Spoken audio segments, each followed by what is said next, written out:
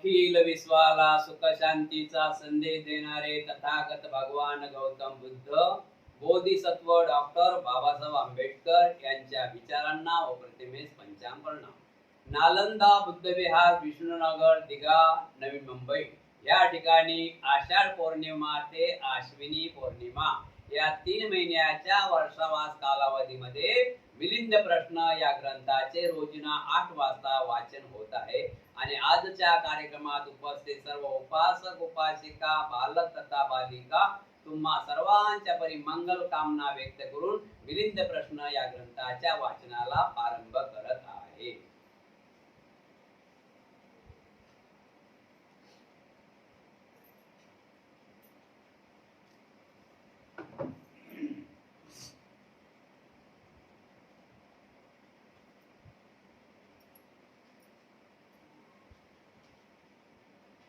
विषय आहे मृत्यूच्या हातून सुटका।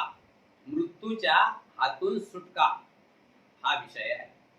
बनते नाक्षण भगवान बुद्ध म्हणाले होते की न वरती अंतरिक्षात, न खाली सागराच्या मध्यात, न पर्वताच्या गुहेत जाऊन वरारात सुरक्षित, संसारामाची ऐसे कोठे नच कदापि थडे पेटे, स्वजीवन राखाव्या जेथे नटे मृत्यूच्या दृष्टीपासून। यापासून तथागताने परित्राणाचा देखील उपदेश केला आहे। यातून रतनम सुक्त, खंत परित्त, मोर परित्त, जग परित्त, आटनाटिक परित्त तसेच अंगुलिमाल परित्त इत्यादी सुत्ते उपदेशली आहेत। बनते नाक्षण जर अतिरिक्षात उठून खाली समुद्राच्या तळाशी दळून मोठमोठ्याने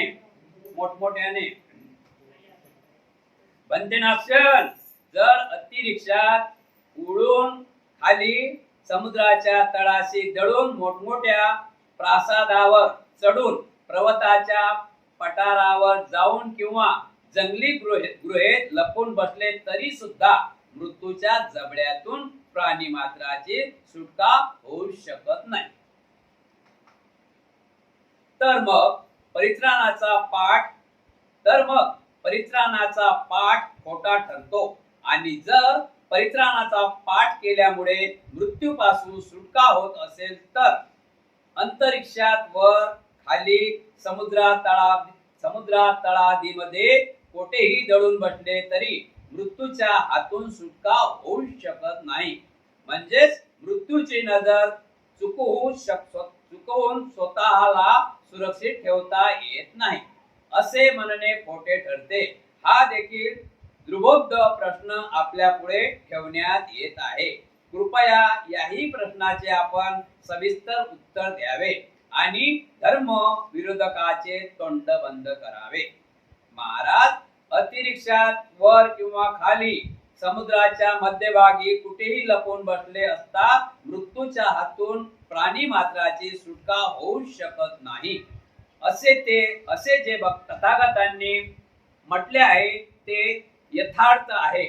तसेच परित्राण देशना केली असता मृत्यूपासून सुटका होते जे असेही म्हटले आहे ते सुद्धा खरे आहे। विषय आहे आपला मृत्यूच्या हातून सुटका म्हणजे मरणाच्या पासून सुटका आपली होते काय? मृत्यूच्या हातून सुटका।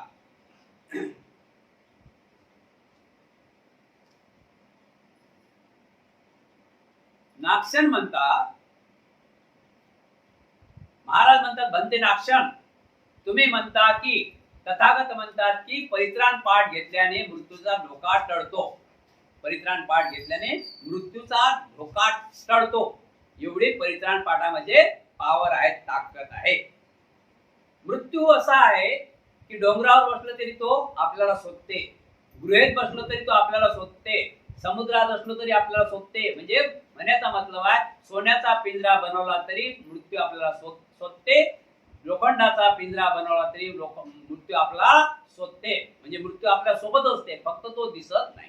मृत्यू आपल्या सोबत असते. जसे आपण चालतो रस्त्याने, आपली सावली आपल्या सोबत असते, तसा मृत्यू हा काळ आपल्या पाठीमागे सतत उभा आहे. तो वाटच पाहते, कुठे चुकते आणि कुठं नाही, कुठं चुकते आणि कुठं नाही, कुठं चुकला रे की तो सोडत नाही. पण भगवान गौतम बुद्ध म्हणतात की परित्राण पाठाच्या माध्यमातून काही लोकांची सुटका होते, काही मृत्यूची सुटका करू शकता येते. तर त्यावेळेस कबीर म्हणतात की बनते, जर असे भगवान गौतम बुद्ध असे बोलतात की परित्राणाच्या माध्यमातून काही लोकांची, काही व्यक्तीची सुटका होते, असं म्हणणं खोटं आहे. मृत्यू तर सर्वांनाच आहे, मृत्यू तर सर्वांनाच आहे, असं कसं बरं? त्यावेळेस कबीर म्हणतात, महाराज, भगवान बुद्धाने परित्राणाचा उद्देश केला आहे हे खरे आहे, परंतु त्यांचे आयुष्य अजून शिल्लक आहे. ज्यांना जगण्यासाठी वेळ प्रतीक्षा करीत आहे आणि जे स्वतःला वाईट कर्मापासून राखण्याचे सामर्थ्य बाळगतात, त्यांच्यासाठी परित्राणाचा उपदेश आहे.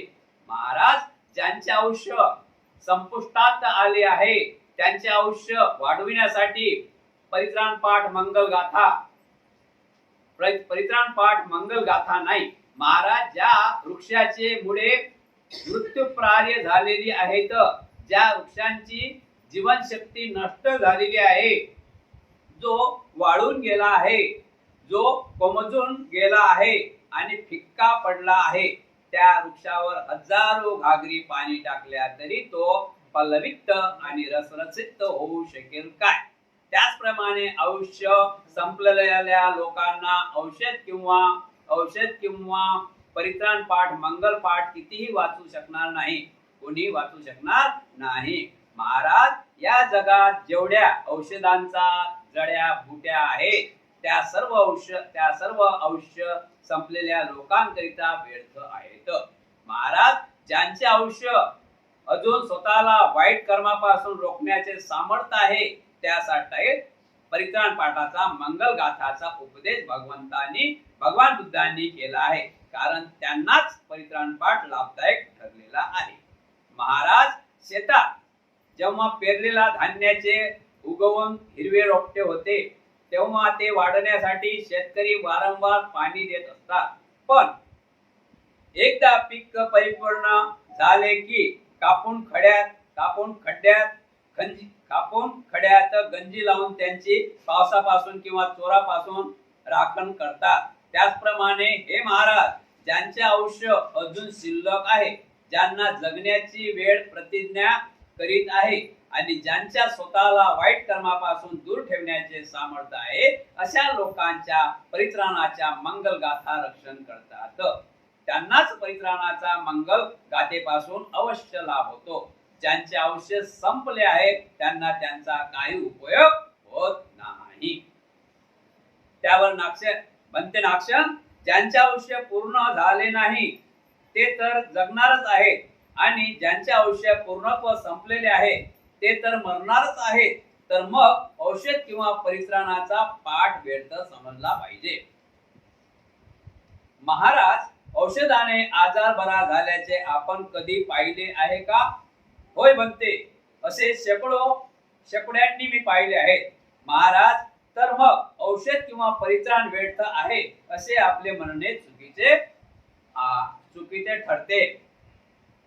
बनते, वैद्य लोक रोगांना औषध देताना, पाजताना किंवा जिभेवर जखमेवर लेप लावताना तर आम्ही प्रत्यक्ष पाहतो व अशा उपायाने तो रोग आजारमुक्त झाल्याचे पाहतो. महाराज, परित्राणाचा मंगल गाथांचा पाठ चालला असता आम्ही त्यातील शब्द ऐकत राहतो. सुकून गेलेली जीभ, मंद पडलेले हृदय ठोके, छिन्न झालेला आवाज, ह्या सर्व गोष्टी पाहता येतात. परंतु परित्राणामुळे त्यांचे निरनिराळे रोग, बिकट प्रश्न किंवा सर्वच प्रकारचे उपद्रव्य एकदम शांत होतात. महाराज, आपण कधी मंत्रोपचाराचा सर्पदंश झालेल्या माणसाचे विष दूर करीत असता झाडताना आणि त्यांच्यावर पाण्याने फटके मारताना पाहिले आहेत काय? होय बनते, जगभर सर्पदंशावर करण्यात येणारे हे उपचार आहेत. त्यामुळे बहुतेक लोक असेच करतात.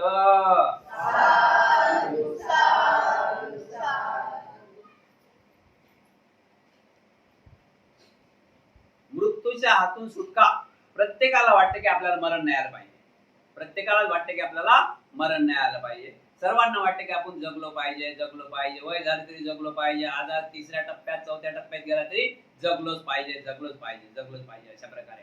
तर भगवान गौतम बुद्धांनी सांगितलेलं आहे की जो परित्राणाचं आचरण करील, जो घरी परित्राण घेईल आणि ते शब्द कानावर पडतील, तर त्यामुळे तुमचं खूप काही दुःख दूर होऊ शकते, खूप काही दुःख संकट दूर होऊ शकते. तर महाराज म्हणतात की म्हणते तुम्ही असं म्हणता तर परित्राणानं दुःख दूर होऊ शकते, तर मग दवाखान्याचं काही काम आहे का? दवाखान्यात जायचं काही काम आहे का? परित्राण ठेवा नाही. तर म्हणते तर मला असं वाटतंय की तुम्ही हे चुकीचं सांगता. म्हणजे दवाखान्यात जायचं काम नाही ना, बनतेला बलाम परित्राण पाठ घ्या. तर त्यावेळेस बनते म्हणतात की महाराज महाराज हे परित्राण पाठ कोणाला लागते? की ज्याला ज्याला ज्याचं आयुष्य बाकी आहे. उदाहरणार्थ परित्राण पाठ कोणाला लागते?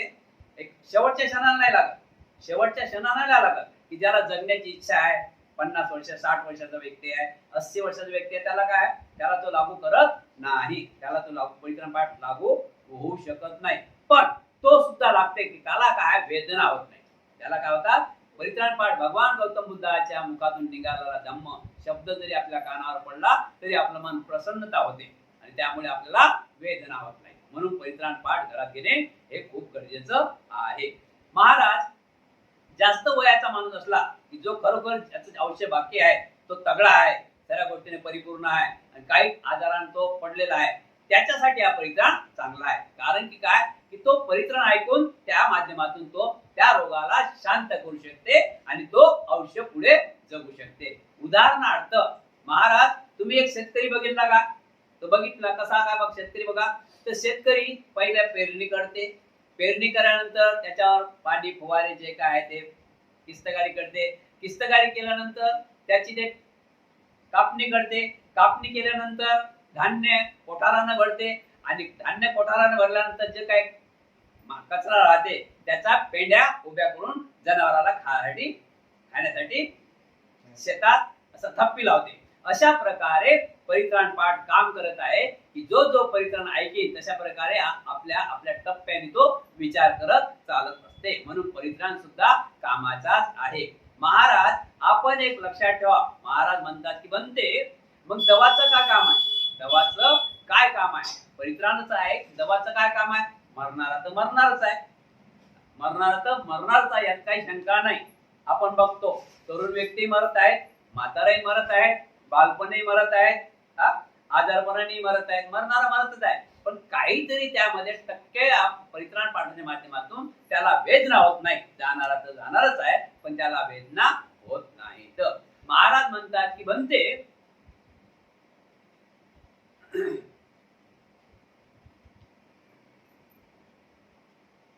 म्हणते अजून म्हणतात महाराज एक लक्षात ठेवा की या त्या शेतकऱ्यांनी सर्व शेती काढली, शेतकऱ्यांनी सर्व शेती काढली. तिथं आता काय काम आहे काय?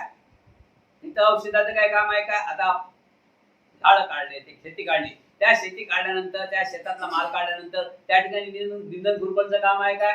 तिथं फुवाऱ्याचं काम आहे काय?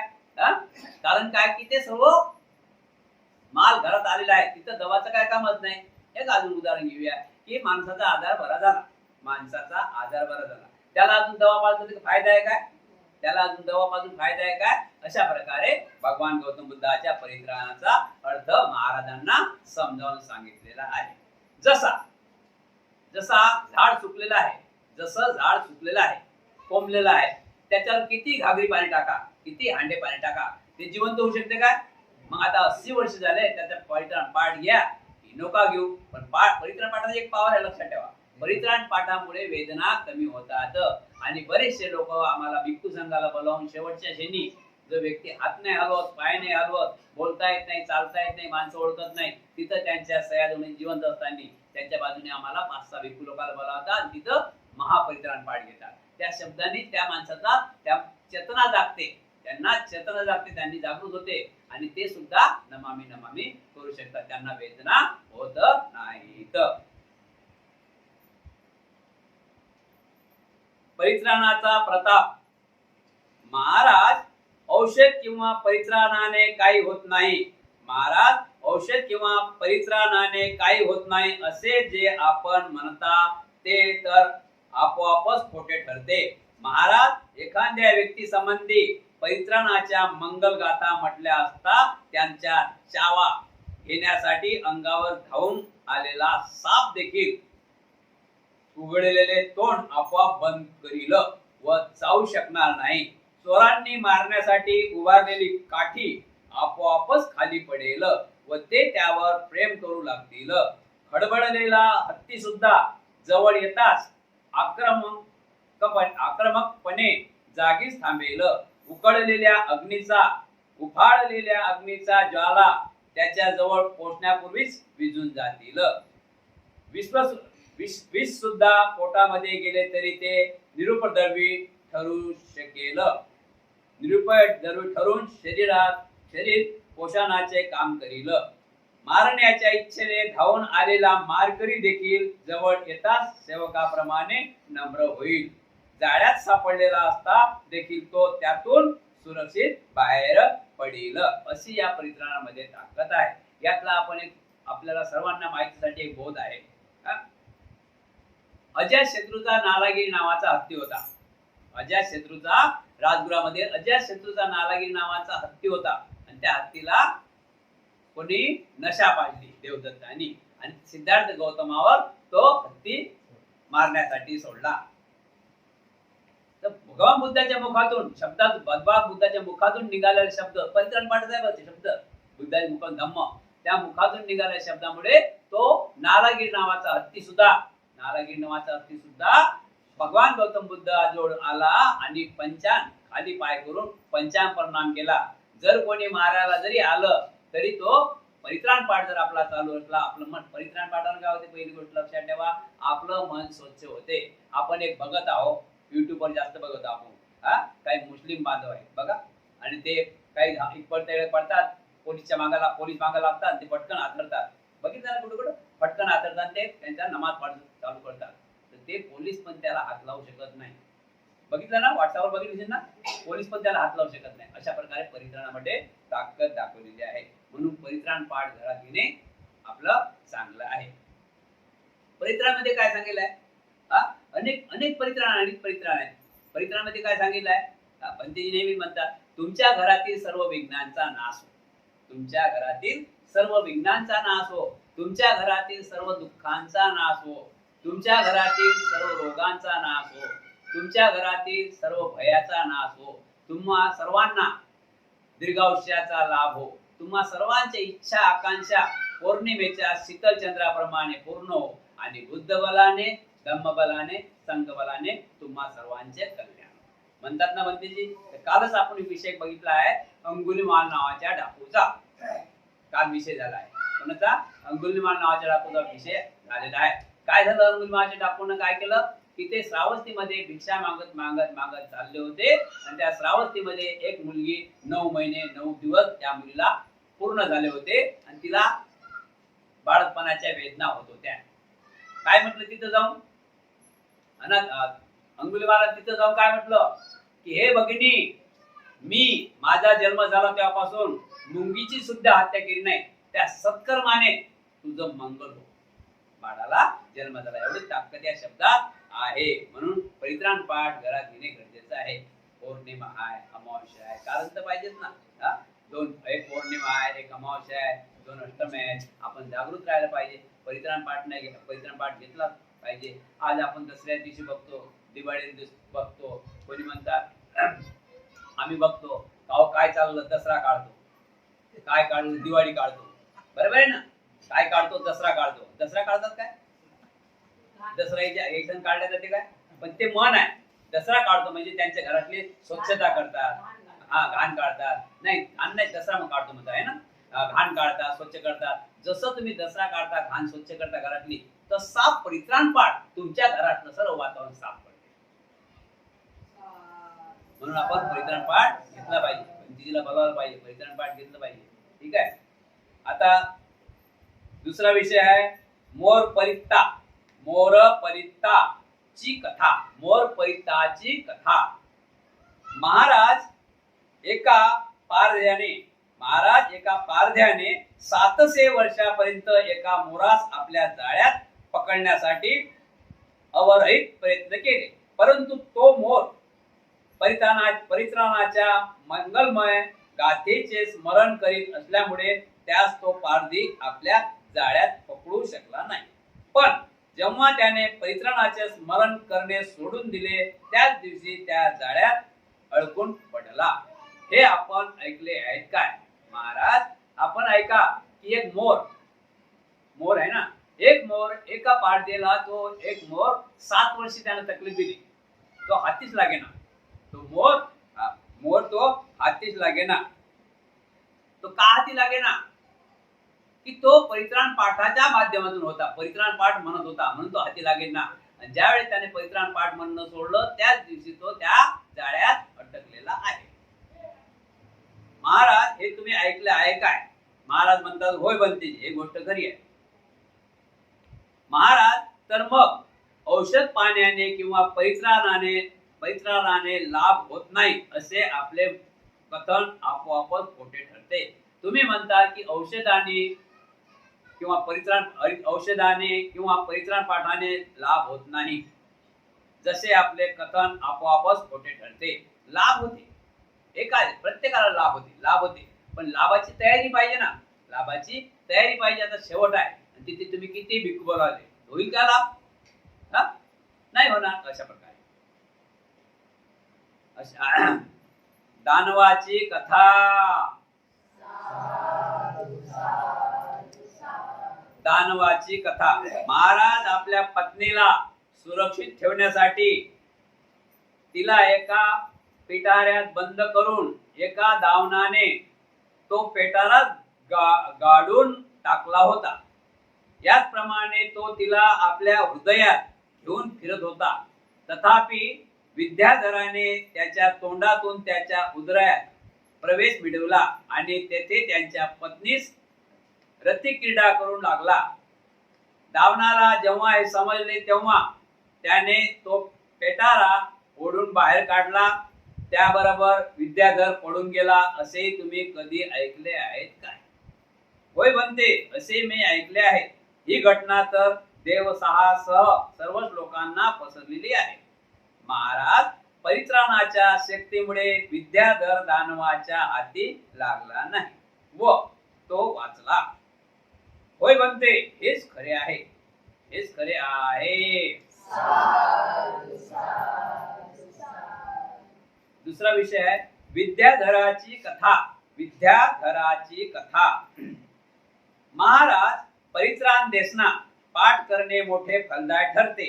महाराज एक दुसरा विद्याधर काशी नरेशाच्या अंतपुरात जाऊन पटराणीच्या सोबत आपली काम वासना पूर्ण करीत असता पकडल्या गेला होता.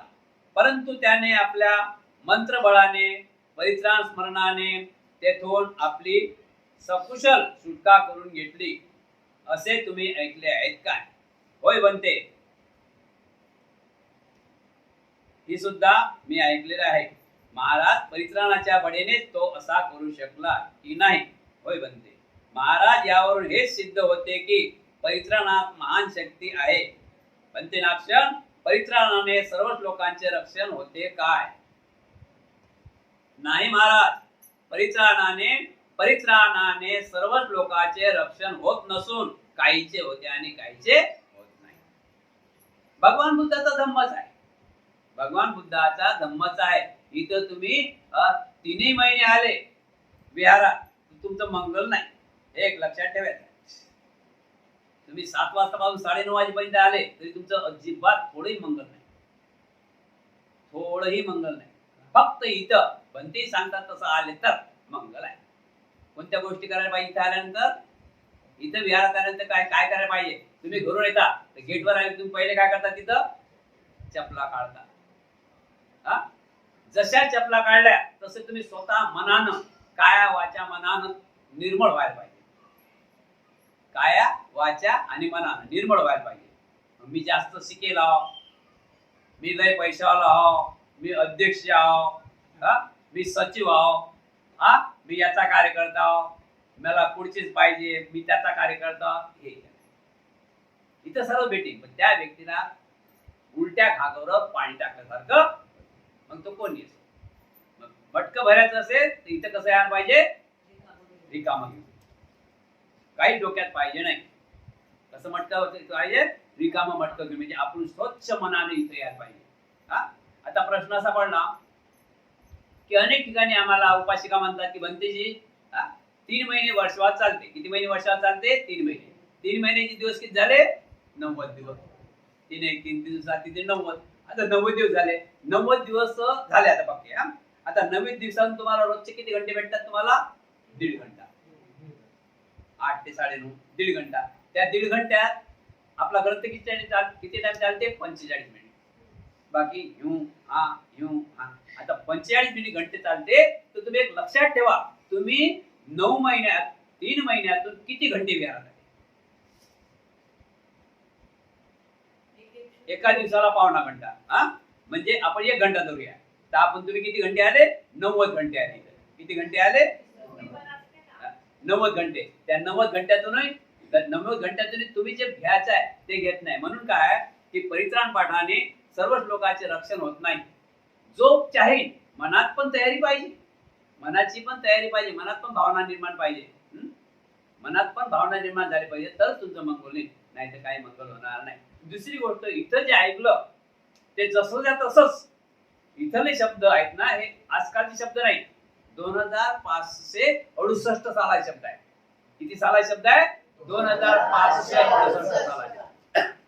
जशाच्या तसेच आहे. यात काही क नाही, ढ नाही, काही नाही. फक्त त्याला आम्ही रंग आणतो, उदाहरण देऊ. बरोबर आहे की नाही? त्याला जरूर चालतो आम्ही. याच्या अलावा चालतो का?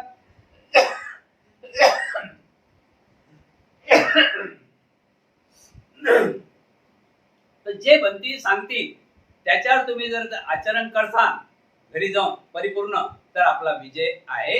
आणि आपला विजय कोणीच आपल्या विजय म्हणजे काय, म्हणजे आपल्या विजयाच्या आड येणारा कोणीच नाही असं आपण समजून जातो.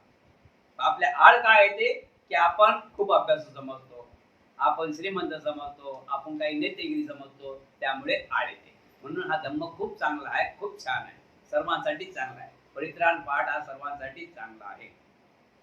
म्हणते ना अक्षण, तर मग परित्राण पाठ सर्व लोकांसाठी लाभदायक नाही, हेच यावरून सिद्ध होते.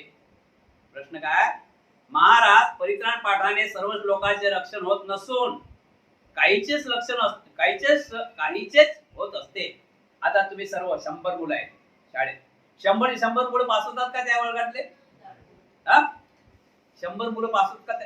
100 मुलं एका शाळेत आहेत, एका वर्गात 7वीत आहे, तर 100 पास होतात का? त्यातले 10 तर असे घडूनच जातात. बरोबर आहे की? मग आज सर्वांना मास्तर तो एकच आहे. मास्तर तर एकच आहे की नाही? मास्तर एकच आहे की नाही? तो सर्वांना सारखं शिकवते की नाही? आता तुम्ही उपासिका बसले, उपासक बसले, आम्ही का उपासकाला शिकून राहिलो का? मी का उपासिकाला सांगून राहिलो का? सर्वांना सांगून राहिलो. पण आपापल्या बुद्धीची, आपापल्या जाणण्याची ज्याला लागली बरोबर आहे, ज्याला नाही लागली तो कसा होतोय? बनते नाक्षण, तर मग परित्राण पाठ सर्व लोकांचे लाभदायक नाही असे मला यावरून सिद्ध होते. तुम्ही जर म्हणता की सर्व त्या 100पैकी 10 लोक नापास होतील, तर मला असं वाटते की हा परित्राण पाठ खोटा आहे. महाराज, भोजन हे सर्वच लोकांसाठी लाभदायक होते काय? महाराज, भोजन हे सर्वच लोकांसाठी लाभदायक होते काय? भोजन बनते काहींनाच लाभदायक होते आणि काहींना लाभदायक होत नाही. होते ना भोजन? सर्वांना लाभदायक होते काय? पूर्णाच्या पोळ्या सर्वांना लाभदायक होते काय? काहींना लाभदायक होते आणि काहींना लाभदायक होत नाही. ते का बरे? पण त्याचे कारण असे की अति भोजनामुळे पटिकीचा आजार होतो. जास्त भोजन केलं तरी आजार होतो आणि त्यामुळे काही लोकांवर तर मृत्यू देखील आढळतो. जास्त भोजन झालं तर आजार होतो पटकीचा आणि काही लोकांना मृत्यू सुद्धा होतो. म्हणजे भोजनही सर्वश्रेष्ठ नाही, सर्वांना लागू शकत नाही. एक व्यक्ती 2 चपात्या खाते, समजलं ना? किती? दुसरा व्यक्ती 6.5 चपात्या, तरी म्हणजे थोडा भात द्या वाटी, बरोबर आहे की नाही? त्याला पचवून ते, याला कधी पचवून सर्वांचं साथ पचवून होते काय ते? तर मग महाराज, भोजन हे सर्व लोकांचे प्राण रक्षक करू शकत नाही, हेच यावरून सिद्ध आहे. तुम्ही म्हणता महाराज, तुम्ही म्हणता की भोजन हे काही लोकांना पचन होत नाही, होते का पचन? तर महाराज म्हणतात की मग मला असं वाटते की भोजन तर रक्षण करते. भोजन आहे तर सर्वच काय, भोजन आहे पेट्रोल आहे ना. पेट्रोल जशी गाडी चालते तसं आपली गाडी कशावर चालते?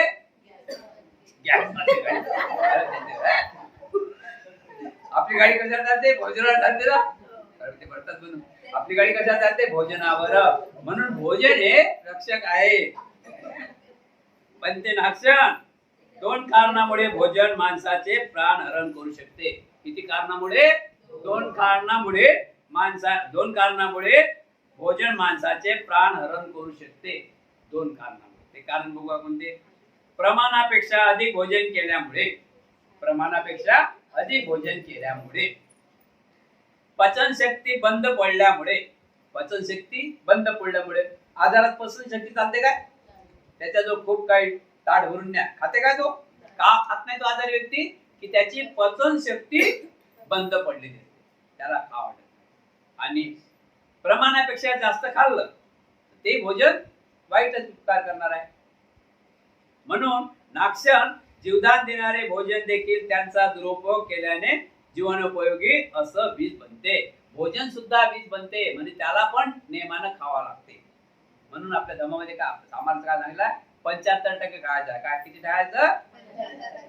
100% कधी जेवण करायचं नाही. आरोग्य जर सही ठेवायचं आहे तर तुम्हाला 75% जेवण करायला लागेल. जर 100% जेवण करता तर मग म्हणती जिथं बसले तिथं काम चालू. बरोबर आहे की नाही? कशामुळे? काही लोक लवकर जेवतात, त्यामुळे होते की नाही? समजले की नाही? त्यामुळे काय भोजन सुद्धा कधी हानिकारक ठरते आपल्याला. त्याच्यानंतर बनते नाक्षण 2 कारणामुळे भोजन माणसाचे प्राण हरण करू शकते. एक जास्त खाल्ल्यामुळे आणि एक पचनशक्ती बंद झाल्यामुळे. विषय आहे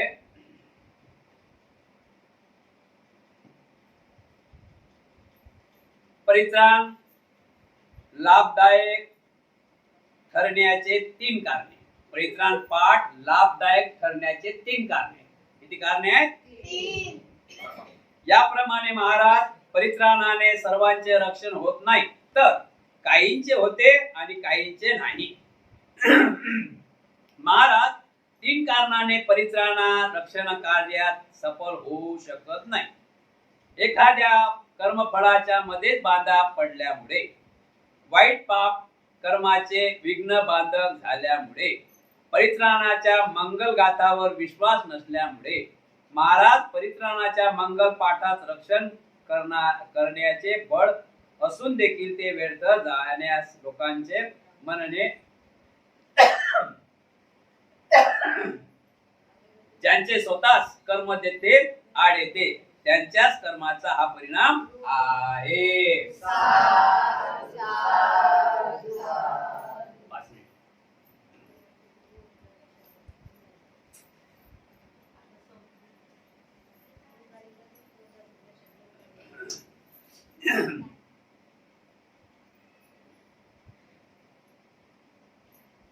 परित्राण पाठ लाभदायक ठरण्याचे 3 कारणे आहेत.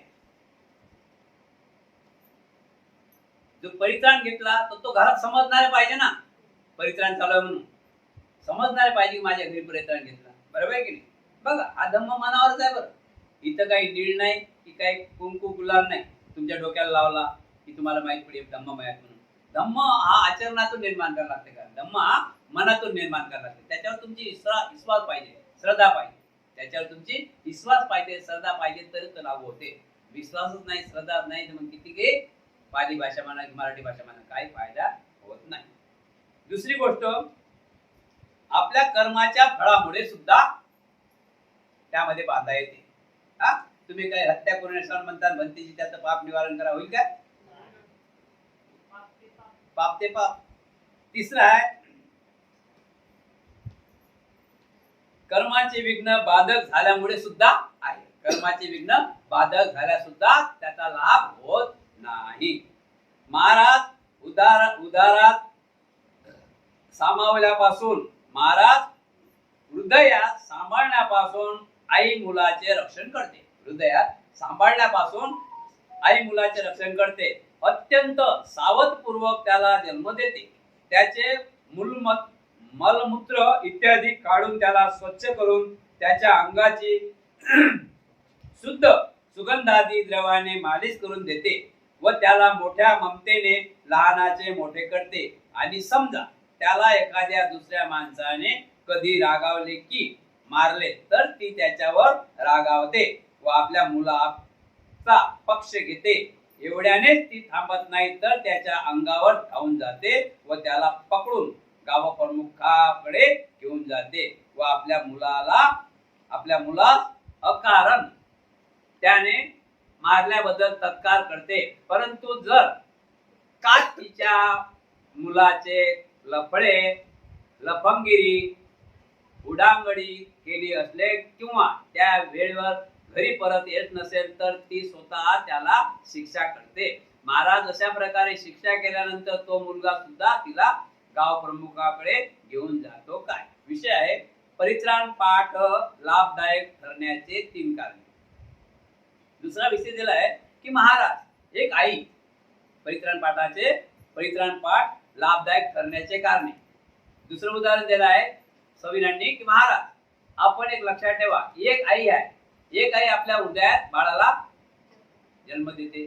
जन्म दिल्यानंतर त्याचं लालन पालन करते, त्याचं मूत्रपिंड साफ करून त्याला चांगल्या प्रकारे ठेवते. आणि त्याला कोणी काय बोललं तर त्याच्या अंगावर धावून पण जाते. माझ्या मुलाला का बोललं म्हणून धावून जाते. आणि धावून जाते आपल्या मुलाबद्दल ते खूप आवड निवड करते. बरोबर आहे की नाही?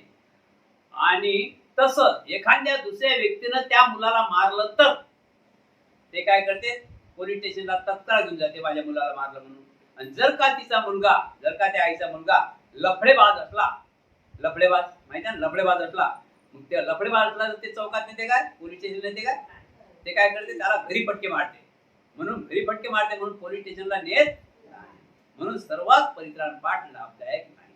स्वतःही काही तुम्हाला समजून घ्यावा लागेल. पण ते कारण तिच्या मुलानेच गुन्हा केला होता म्हणून तिने मारला. महाराज त्याचप्रमाणे परित्राण पाठाच्या मंगलमय पाठात प्राण्याचे रक्षण करण्याचे सामर्थ्य असून देखील लोकांच्या स्वतःच्या दुष्कर्माचा परिणामामुळे त्याचे अहित्य होते. बरे आहे बनते, आपण अगदी स्पष्ट करून सांगितले. गुंतलेल्या गाठी एकदम मोकळ्या करून दिल्या. अंधारात मशाल जाळली. वितंडवादी लोकांच्या खोट्या सिद्धांताचे जाळे चटपून तोडून टाकले. खरोखरच आपण सर्व गणाचार्यामध्ये महान आहात असे मी मानतो.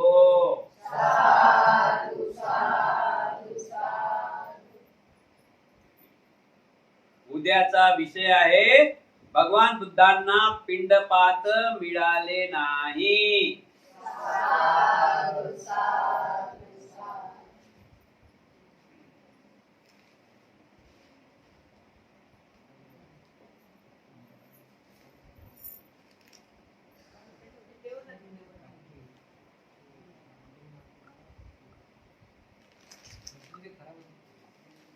केळ वाटेली केळ आहे आज वाटेली आज केळ वाटेली केळ आहे.